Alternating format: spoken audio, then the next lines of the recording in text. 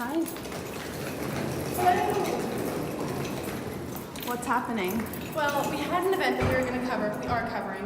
It was going to be at 9:30. Now it's 8:30. I think it's 8:20. Let's go.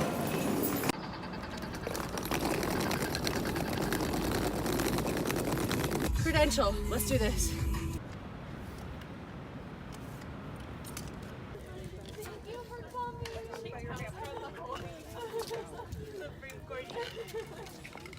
Entonces estamos aquí porque en el 2013 los colegios comunitarios de José, como vimos una victoria en nuestro caso de las licencias. I would probably say that they'll probably be an hour. Okay. Yeah. On docket tuition. It's not a ban. What it's about is enforcing the rule of law. And quite frankly, our office has been fighting for lower tuition for everyone. And I think regardless of who you are or where you come from, we as a state have an obligation to make higher education affordable for everyone. This is the ultimate I am example of reporter multitasking right I here. am logging my tape as we are driving. That's talent. I also saw David Garcia was there. You know, he's one of our gubernatorial candidates. Did you by any chance get a chance to speak with him or okay? All right, so I would say obviously ingest all that material, polish up that script to make sure it's as complete and accurate as you can. Yeah. And then I'll go ahead and take a look at it. So first step is we have to ingest all the footage that we got, and then I have to log it very quickly, which means I'm going to take my most important quotes that I want to include into my script, and I'm going to transcribe them, write them out, and then I start cutting my video. Say your name, spell it, then your direct title if you see. Okay. Attorney General. Actually, while we were in the courtroom, I actually wrote a shell of the script, which means I wrote my main points of my track. So here's the background, here's this, and I knew who was going to say what before I even ingested all of my things. Then what I do is I put the kind of skeleton into EMPS, and now what I'm doing is I'm deciding, I have her top 4 quotes right here, I'm deciding which 2 are good enough to make it into the story. Ooh. Testing, 1, 2, 3, 2, 1. In 2006, Arizona voters passed a proposition barring undocumented students from receiving in-state tuition. I don't either. Do they have a? Yeah, so they have it right here, along with the case review, because it has really good footage of like them all walking in, sitting down. Who are you calling? The Supreme Court, because they live streamed the whole court hearing today, so I'm trying to figure out how I can get that down to use as B-roll in my story. At the end, and then I have to cover this spot with B-roll. But I think it's still usable. Okay. Especially if like, you know, you may want to put at the bottom like, you know, live stream of hearing.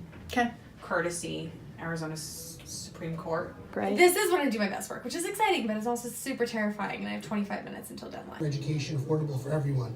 That's what the Constitution requires. That's what our state law requires. But Belen Sisa, a DACA student at Arizona State University. Let's make that transition a little smoother. Boom. 2:57 p.m. Okay, times. President Donald Trump has tweeted multiple times about the program. There's kind of like a super question about her last name, but I make her spell it every time, so we're good. Dozens of DACA students gathered at the Arizona Supreme Court today.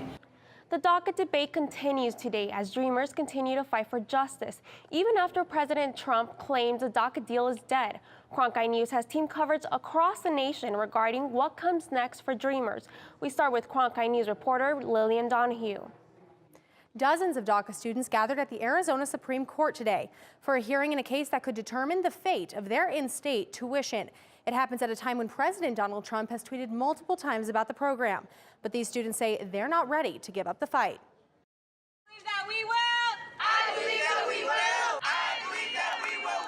University DACA students and advocates spent Monday morning at the highest court in Arizona. Is it over? Battling Attorney General Mark Brnovich to keep in-state tuition. The state does not want us to have in-state tuition, so they sued the colleges. And now we are, at the courts fighting, saying that we do deserve to have this.